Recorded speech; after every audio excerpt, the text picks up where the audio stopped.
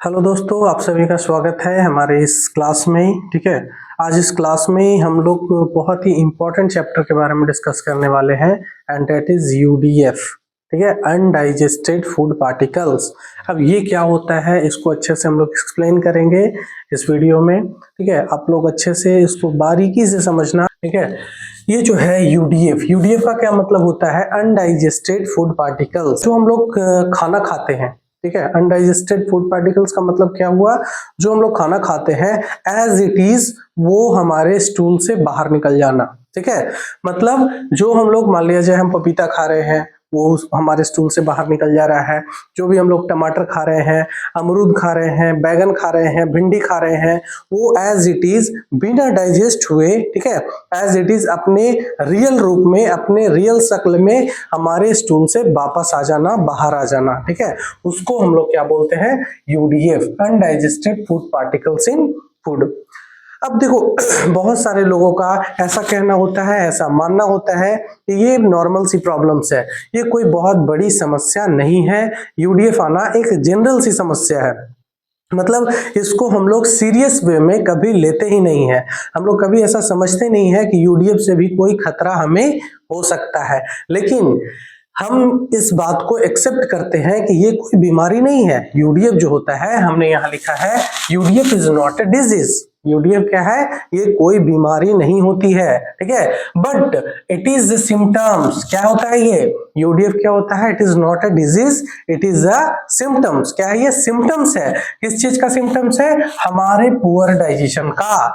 ये हमें बतलाता है कि हमारा जो डाइजेशन है बहुत ज्यादा वीक हो चुका है, हमारा डाइजेस्टिव सिस्टम वीक हो चुका है, हमारा डाइजेशन पुअर हो चुका है, उसी का ये सिम्टम्स है। ठीक है, जैसे ये सिम्टम्स, जैसे हमारे पेट में कोई प्रॉब्लम्स होती है, हमें अल्सर होता है, या फिर पेट में कोई भी ऐसी प्रॉब्लम्स होती है, उसका बॉडी, उसका जो पेट है, हमें सिम्टम्स शो करता है। जैसे हमें कॉन्स्टिपेशन होती है, हमें लूज मोशंस होती है, हमें पेट में बहुत ज्यादा दर्द होता है, गैस बनती है, this also are the symptoms. उसी तरह से ये भी हमारा क्या है? यूडीएफ आना, हमारे स्टूल में यूडीएफ आना, it is also a symptoms of our poor digestion.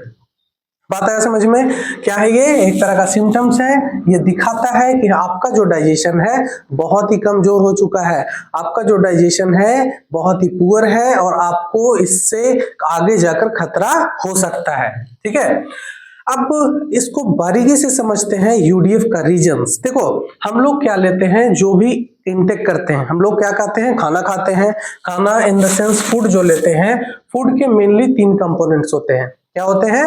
3 components होते हैं, कार्बोहाइड्रेट, फैट्स एंड प्रोटीन्स। क्या क्या होता है? एक होता है हमारा कार्बोहाइड्रेट, एक होता है हमारा fats, and third one is protein. तो हम लोग जो है, जो फूड्स ले रहे हैं, उसको हम लोग डायरेक्ट यूटिलाइज कभी नहीं कर सकते हैं। ठीक है, इसको नंबर ऑफ प्रोसीजर से होकर गुजरना पड़ता है, इसको बहुत फिजिकल प्रोसेस से होकर गुजरना पड़ता है, इसे केमिकल रिएक्शन से होकर गुजरना पड़ता है। Physical process in the sense, हम लोग चबाते तो हैं, हम लोग जो खाना खाते हैं, सबसे पहला जो हमारा डाइजेशन होता है हमारे माउथ में होता है, उसको हम अच्छे से च्यू करते हैं, चबाते हैं, and that is the physical process. वो क्या है? हमारा फिजिकल प्रोसीजर है। अब क्या है, उसको आगे जाके बहुत सारे केमिकल रिएक्शन से होकर गुजरना पड़ता है। कौन कौन से केमिकल रिएक्शन? हमारे पेट में HCl होते हैं, हाइड्रोक्लोरिक एसिड, उसको मल्टीपल छोटे छोटे टुकड़े में तोड़ देते हैं। ठीक है, उसके बाद हमारे बहुत सारे ऐसे एंजाइम्स होते हैं, बहुत सारे ऐसे केमिकल्स होते हैं, जिसके माध्यम से वो बहुत ही ज्यादा सिंपलर फॉर्म में वो टूट जाता है, and lastly it get absorbed. क्या हो जाता है? हमारा जो आंत होता है, जो हमारा इंटेस्टाइन होता है, उसको एब्जॉर्ब करता है, उसके बाद वो मूव करता है हमारे सेल्स में, और सेल जो है उसको यूटिलाइज करता है। एट लास्ट ये जो सारे चीज हैं, कार्बोहाइड्रेट है, फैट्स हैं, प्रोटीन्स है, ठीक है, फैट्स है, प्रोटीन्स है, ये लास्ट कहाँ चले गए? हमारे सेल्स में। After this physical process, after this chemical reactions, ये हमारे सेल्स में पहुंच गए। ये जो सेल्स है हमारा जो उस एनर्जी उसको कन्वर्ट कर देता है, किस चीज में? एनर्जी में कन्वर्ट कर देता है, और हमारे बॉडी को एनर्जियां मिलती है, ताकत मिलती है बहुत सारे फंक्शन के लिए। साथ साथ में एक और काम क्या करता है, हमारा जो सेल्स है उस चीजों को, उन न्यूट्रिएंट्स को कन्वर्ट कर देता है किस चीज में, केमिकल्स में। कन्वर्ट कर देता है किस चीज में, हार्मोन्स में और एंजाइम्स में। मतलब आप समझ रहे हो कि ये जो हमारे जो भी हम लोग खाना खाए हैं वो एट लास्ट किस चीज में कन्वर्ट हो गया, एनर्जी में। और किस चीज में कन्वर्ट हो गया, हमारे केमिकल्स में, हार्मोन्स में और एंजाइम्स में। और ये केमिकल्स क्या हो सकते हैं, हमारे पेट में पाए जाने वाले केमिकल्स हो सकते हैं।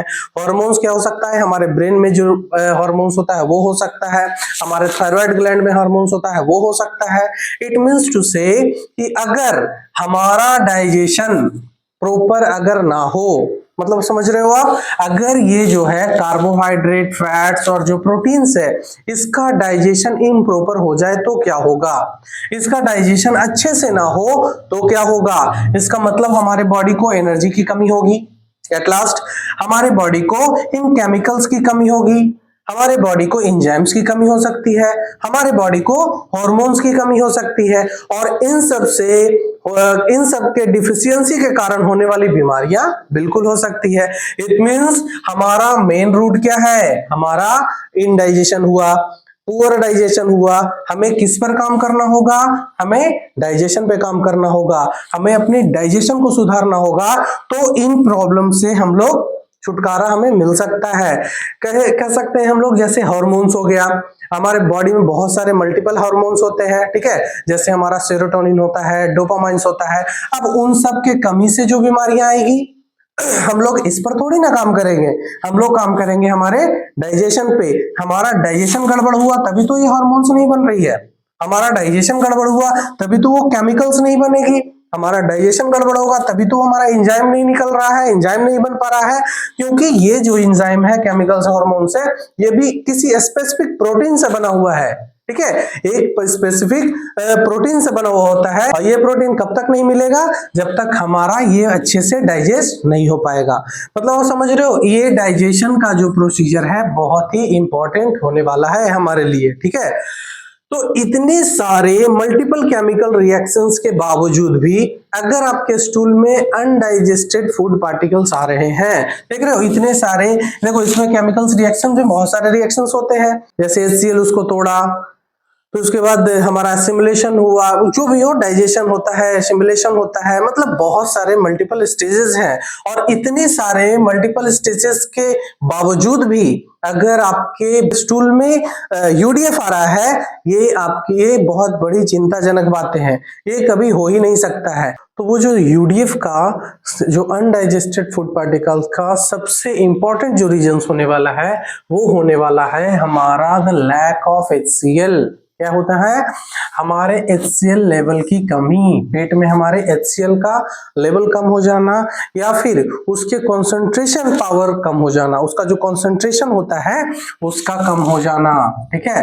अगर आपका HCl है, ठीक है, लेकिन वो फिर भी डाइल्यूटेड है, तो वो हमारा डाइजेशन में अच्छे से भाग नहीं ले पाता है, वो हमारे फूड को अच्छे से ब्रेकडाउन नहीं कर पाता है। इस वजह से हमें UDF आने की संभावनाएं बढ़ जाती है, और इसी वजह से हमारे UDF होती है, UDF आती है।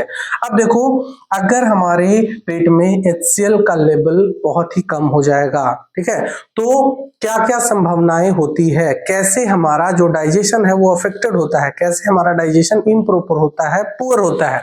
तो अगर आपका जो डाइजेशन का HCl लेवल का जो कंसंट्रेशन पावर है वो अगर कम होता है, तो सबसे पहले हमारा फूड डाइजेस्ट नहीं होगा, हमारा फूड जो है वो फर्दर छोटे छोटे पार्टिकल्स में डिस्ट्रीब्यूट नहीं होंगे, उसके टुकड़े रह जाएंगे, क्योंकि हमारा HCl का कंसंट्रेशन हाई होना बहुत जरूरी है। वो अगर high level of high concentration नहीं होगा, तो हमारा जो पेप्सिन है वो हाई कंसंट्रेशन, अगर HCl जब तक नहीं होगी तब तक हमारा पेप्सिन रिलीज नहीं होगा, ठीक है। अगर हमारा HCl का कंसंट्रेशन हाई नहीं होगा तब तक हमारा पेप्सिन जो होता है, प्रोटीन तोड़ने वाला जो एंजाइम होता है, वो रिलीज नहीं होती है। लो कंसंट्रेशन HCl में हमारा जो पेप्सिन है वो रिलीज नहीं होता है, इस वजह से हमारा जो प्रोटीन है वो डाइजेस्ट होगा ही नहीं। समझ में आ रहा है आपको? तो HCl का होना, हाई कंसंट्रेशन होना उसका बहुत ही इंपॉर्टेंट है पेप्सिन रिलीज के लिए। पेप्सिन तब तक रिलीज नहीं होता है तब तक जब तक हमारा HCl का जो कॉन्सेंट्रेशन पावर होता है वो हाई नहीं होता है। अब ये भी नहीं है, इसका कॉन्सेंट्रेशन पावर भी कम है, अब इसके वजह से हमारा पेप्सिन भी नहीं निकल रहा है, ठीक है। इसका मतलब हमारा डाइजेशन जो है, प्रोटीन का जो डाइजेशन है वो इम्प्रोपर हो गया, हमारा प्रोटीन का डाइजेशन अच्छे से हुआ ही नहीं, ठीक है। इस वजह से हमें यूडीएफ आने की संभावना बढ़ जाती है। एक और चीज क्या होती है कि अगर मान लिया जाए ये जो फूड है, यहाँ पर जो फूड पार्टिकल्स है, ये जो मूव करके हमारे ड्यूडेनम में जाता है, ठीक है, स्मॉल इंटेस्टाइन का जो पहला पार्ट होता है दैट इज ड्यूडेनम, अगर वो ड्यूडेनम में मूव हुआ तो उस समय उसका जो पीएच वैल्यू होना चाहिए लेस देन 4.5, उसका पीएच वैल्यू कितना होना चाहिए, वो 4.5 से कम होना चाहिए, ठीक है। अगर उसका पीएच वैल्यू 4.5 से कम नहीं होगा तो क्या होगा, हमारा एक हार्मोन होता है दैट इज सिक्रेटिन, क्या होता है, सिक्रेटिन, वो रिलीज नहीं होगा। अब ये सिक्रेटिन क्या होता है भाई, मुझे तो पता नहीं सिक्रेटिन क्या होता है। तो सिक्रेटिन का जो फंक्शन है वो हमारे लिवर को स्टिमुलेट करता है बाइल जूस बनाने के लिए, क्या बनाने के लिए, किसको स्टिमुलेट करता है ये सिक्रेटिन, ये सिक्रेटिन कहाँ रिलीज होता है, हमारे ड्यूडेनम में, हमारे इंटेस्टाइन में, और इसका फंक्शन क्या है, इसका फंक्शन है हमारे लिवर को स्टिमुलेट करना, उसको बताना कि मुझे बाइल की जरूरत है, किसकी जरूरत है, बाइल जूस की जरूरत है, मुझे बाइल जूस चाहिए, क्या चाहिए, बाइल जूस चाहिए। बाइल जूस का फंक्शन आप लोगों को पता होगा, ये हमारे फैट को डाइजेस्ट करता है, फैट्स मतलब जो हम लोग तेल खाते हैं, घी खाते हैं, जो भी खाते हैं, फैट्स जिसमें होता है उसको डाइजेस्ट कौन करता है, हमारा बाइल जूस तो करता है, ठीक है। तो ये बाइल जूस की अगर कमी होगी, अगर ये सिक्रेटिन की कमी होगी, सिक्रेटिन कब तक नहीं निकलेगा, जब तक उसका एसिडिक लेवल, मतलब जो उसका पीएच लेवल कितना है 4.5 से कम नहीं होगा, मतलब उसको भी high concentration of acidic food चाहिए, तभी तो जब तक 4.5 से कम नहीं होगा तब तक सिक्रेटिन रिलीज नहीं होगा, सिक्रेटिन नहीं रिलीज होगा तो ये लीवर को इन्फॉर्मेशन नहीं जाएगा, और लीवर को इन्फॉर्मेशन किस बात का, लीवर को इन्फॉर्मेशन नहीं जाएगा तो उसे बाइल जूस की जरूरत है, और बाइल जूस नहीं आएगा तो हमारा फैट का डाइजेशन नहीं होगा। मतलब ओवरऑल देखा जाए तो ना ही हमारा इस HCl के प्रॉब्लम्स की वजह से, इसके कंसंट्रेशन लेवल की वजह से, इसकी कमी की वजह से ना ही हमारा प्रोटीन डाइजेस्ट हो रहा है, ना ही पेप्सिन रिलीज हो रहा है, और ना ही बाइल जूस हमारा रिलीज होगा। मतलब आप समझ रहे हो कहां से प्रॉब्लम्स आ रही है, हमारे प्रॉब्लम्स हमारे एसिड से ही तो आ रही है, और इसको कम करने के लिए पता नहीं हम लोग कितनी मेहनत करते हैं, हम लोग इनो पीते हैं, पेंटोप्राजोल खाते हैं, हम लोग एंटासाइड्स लेते हैं ताकि ये एसिड लेवल कम हो जाए, और ये इतनी इंपॉर्टेंट चीज है, हमारे लाइफ का बहुत इंपॉर्टेंट हिस्सा है, ये हमारे पेट का सबसे इंपॉर्टेंट पार्ट है, इसको कम करने के लिए हम लोग बहुत मेहनत करते जाते हैं, बहुत तरह की दवाइयां खाते हैं, बहुत तरह के एंटासाइड लेते हैं, इनो पीते हैं, सोडा पीते हैं ताकि एसिड कम हो जाए, और एसिड कम होने से कितनी प्रॉब्लम्स आ रही है आप साफ देख पा रहे हो। तो हमें इसको बिल्कुल छेड़छाड़ नहीं करनी है, इसको कम करने के लिए सोचना ही नहीं है हमें कभी, ठीक है।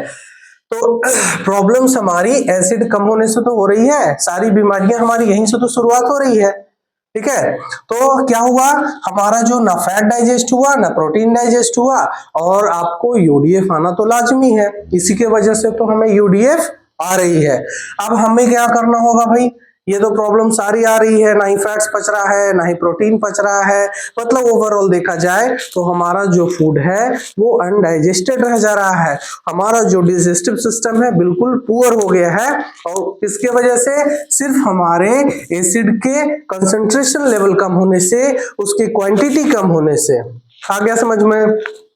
तो हमें इसी एसिड लेवल पे काम करना होगा, हमें इस HCl लेवल के कंसंट्रेशन को बढ़ाना होगा, इस HCl लेवल के क्वांटिटी को बढ़ाना पड़ेगा, तब ये पूरी प्रॉब्लम्स, ये साइकिल को हम लोग सुधार सकते हैं, ये जो चक्रव्यूह है इसको हम लोग सुधार सकते हैं, अपने डाइजेशन को ठीक कर सकते हैं। तो बात समझ में आई कि यूडीएफ का रीजंस क्या हो सकता है। ये हम लोग जो बहुत सारे लोगों का कहना है कि अगर आप खाना अच्छे से नहीं चबा कर खाओगे तो यूडीएफ आ जाएगा, तो नहीं, हम लोग चबाएं या ना चबाएं, इतने सारे केमिकल प्रोसीजर हैं, इतने सारे फिजिकल प्रोसीजर हैं, उसके बावजूद भी हमारा इतने सारे केमिकल रिएक्शन के बावजूद भी यूडीएफ आना, मतलब प्रॉब्लम हमारी यहाँ से है, प्रॉब्लम्स आपके वजह से है, प्रॉब्लम्स आपने ही क्रिएट किया होगा। प्रॉब्लम्स आपने ही शुरुआत की होगी, आपने ही सोडा पिया होगा, आपने ही एंटासाइड्स लिया होगा, इसके वजह से ही ये प्रॉब्लम्स तो आई है। ठीक है, इसी की वजह से तो आप कुछ भी खाओगे, चाहे आप फैट्स खाओ, प्रोटीन खाओ, कार्बोहाइड्रेट खाओ, वो कैसे पचेगा? पचेगा ही नहीं। पूरा डाइजेशन तो आपने पूरा बिगाड़ दिया है। तो आपको समझ में आया हमें क्या काम करना है?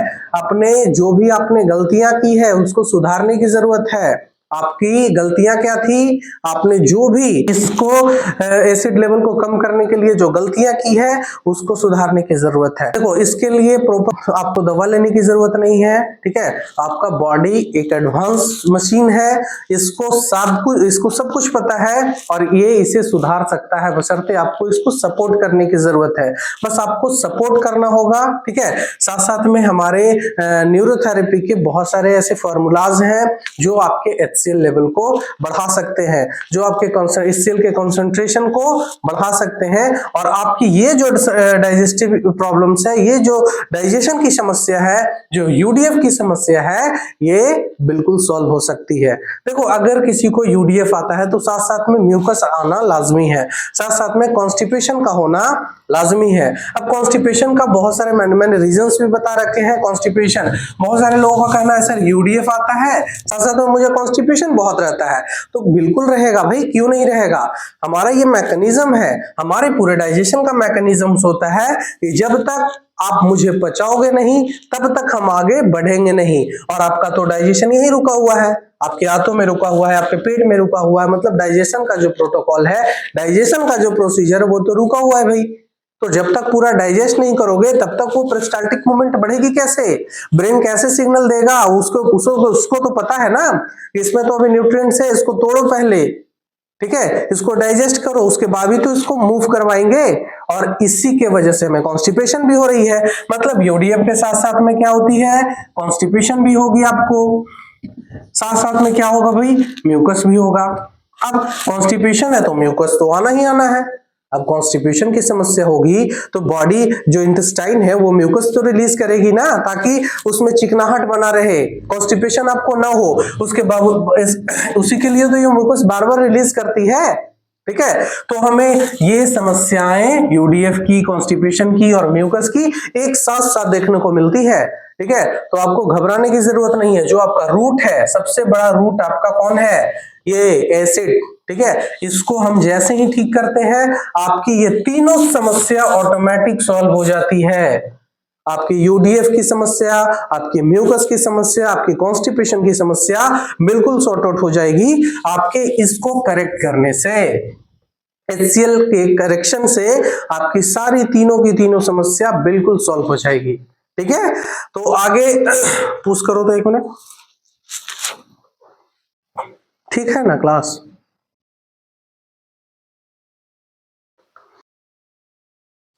अब अगर मान लिया जाए आपके पेट में जो HCl लेवल है उसका कंसंट्रेशन कम है, या आपके पेट में जो HCl है उसका क्वांटिटी कम है, तो उससे क्या क्या प्रॉब्लम्स आ सकती है, हमें कौन कौन सी बीमारियों का सामना करना पड़ सकता है और क्या क्या समस्याएं हमारे फ्यूचर्स में हो सकती है। तो सबसे पहले क्या हो सकता है, सबसे जो इम्पोर्टेंट है वो है हमारा वायरल और बैक्टीरियल इन्फेक्शन हो सकता है। देखो, अगर पेट का HCl लेवल ज्यादा होगा तभी वो वायरस से लड़ सकता है। जो भी हम लोग खाना खाते हैं उसमें बहुत सारे मल्टीपल्स बैक्टीरिया हो सकते हैं, बहुत सारे वायरस हो सकते हैं, जो हमारे बॉडी के लिए, हमारे हेल्थ के लिए बिल्कुल अच्छा नहीं है। ठीक है, अगर वो पेट में गया, अगर HCl का कंसंट्रेशन लेवल कम है, अगर वो वायरस उस चीज को झेल लिया तो कहीं ना कहीं वो अपना जगह बना लेगा, अपना घर बना लेगा आपके पेट में, और आगे जाके आपको एक नई बीमारियां, कोई खतरनाक, कोई गंभीर बीमारियां आपको दे सकता है। तो इस बात का खतरा अक्सर देखा गया है कि अगर आपके पेट में HCl लेवल कम हुआ है तो आपको बुखार हो सकती है, आपको बैक्टीरियल इन्फेक्शन हो सकता है, आपको वायरल फीवर हो सकता है। तो वो किस वजह से हो रहा है? आपके HCl के कमी की वजह से तो नहीं हो रहा है, आप जो खा रहे हो उसी की वजह से हो रहा है। खाना में जो वायरस जा रहा है, बैक्टीरिया जा रहा है, ठीक है, और हमारा HCl उसको मार नहीं पा रहा है, इस वजह से वो हमें प्रॉब्लम्स क्रिएट कर रहा है। दूसरा क्या हो सकता है? हमारा डाइजेशन पुअर, ये तो मैंने बताया ही, ये हमारा डाइजेशन जो है वो बिल्कुल पुअर हो जाएगा, हमारा डाइजेस्टिव सिस्टम बिल्कुल स्लो हो जाएगा। तीसरा प्रॉब्लम्स हो सकता है हमारा lack of hormones, chemicals and enzyme. देखो अगर डाइजेशन पुअर होगा तो अच्छे से प्रोटीन नहीं डाइजेस्ट होगा और हमारे जितने भी केमिकल्स, हार्मोन्स और एंजाइम्स हैं वो प्रोटीन्स के ही तो बने हुए हैं, उसकी कमी हो जाएगी बॉडी में और उसकी कमी से जो भी प्रॉब्लम्स हो सकती है हमें, ठीक है, नींद की समस्या, घबराहट, एंजाइटी, ये सब हमारे पेट से ही तो रिलेटेड है, मतलब हमारे डाइजेशन से ही रिलेटेड है। तो ये सारी समस्याएं हमें हो सकती है, हमारा डाइजेस्टिव इशू हो सकता है, ठीक है। साथ साथ में क्या प्रॉब्लम्स हो सकती है, न्यूट्रिएंट्स डिफिशिएंसी हो सकती है। जाहिर सी बात है हमारा अगर डाइजेशन अच्छा नहीं होगा तो हमारे बॉडी के अंदर अच्छे से न्यूट्रिएंट्स नहीं जा पाएंगे, सेल्स के अंदर न्यूट्रिएंट्स की कमी आएगी, प्रोटीन्स की कमी आएगी, विटामिन्स की कमी आएगी, फर्दर मतलब अगर डाइजेशन एब्जॉर्प्शन अच्छा नहीं है तो न्यूट्रिएंट्स डिफिशिएंसी तो होना ही होना है। सही बात है। स्टोमक रिलेटेड डिसऑर्डर्स हो सकती है। स्टोमक रिलेटेड डिसऑर्डर्स में आप जो भी सोच सकते हो, आपके पेट में बहुत सारे प्रॉब्लम्स आ सकते हैं, आपको कॉन्स्टिपेशन हो सकता है, गैस की समस्या हो सकती है, ब्लॉटिंग्स हो सकती है, घबराहट, बेचैनी, ये सब जितने भी प्रॉब्लम्स है these all are related to our HCl। मतलब एक ही जड़ तो है, ये HCl ही हमारा मेन रूट है। अगर जैसे हमारे पास जो भी पेशेंट आते हैं सबसे पहले हम उसके HCl लेवल को ही तो ठीक करते हैं, चाहे कुछ भी हो जाए सबसे पहला जो हमारा फॉर्मूलास होता है दैट इज UDF। इसके कंसंट्रेशन लेवल को सही करने के लिए हम लोग सबसे पहले UDF का फॉर्मूलास यूज करते हैं, जिससे हमारा HCl लेवल बिल्कुल नॉर्मल में आ जाता है, डाइजेशन हमारा प्रॉपर हो जाता है और हमें बहुत सारी समस्याएं सॉल्व होना शुरू हो जाती है। अगर आपको घबराहट भी हो रहा है that is related to our stomach disorder, अगर आपको स्किन डिजीज है that is also related to our stomach disorder, अगर आपको कोई भी हेल्थ इशू आ रहा है दैट इज डायरेक्टली और indirectly related to our stomach disorder, ठीक है। तो आपको अपने पेट का ख्याल रखना पड़ेगा, आपको डाइजेस्टिव इशू का ख्याल रखना पड़ेगा, आपको डाइजेशन का ख्याल रखना पड़ेगा, क्योंकि हमारा जो पेट है, पेट से ही हमारी 95% बीमारियां उत्पन्न होती है। नेक्स्ट वीडियो में हम लोग आपको बताने वाले हैं कि कौन से ऐसे फॉर्मूलाज हैं और कौन कौन से हमारे बॉडी में ऐसे पॉइंट्स होते हैं जिसकी मदद से हम HCl लेवल को बढ़ा सकते हैं। हमारे न्यूरोथेरेपी में ऐसे बहुत सारे फॉर्मूलाज हैं जिससे हम अपने HCl लेवल को, हमारे पेट के HCl लेवल को बढ़ाया जा सकता है, उसके कंसंट्रेशन लेवल को बढ़ाया जा सकता है और हम एक डिजीज फ्री लाइफ जी सकते हैं, ठीक है। आई होप आपको ये वीडियो अच्छा लगा होगा।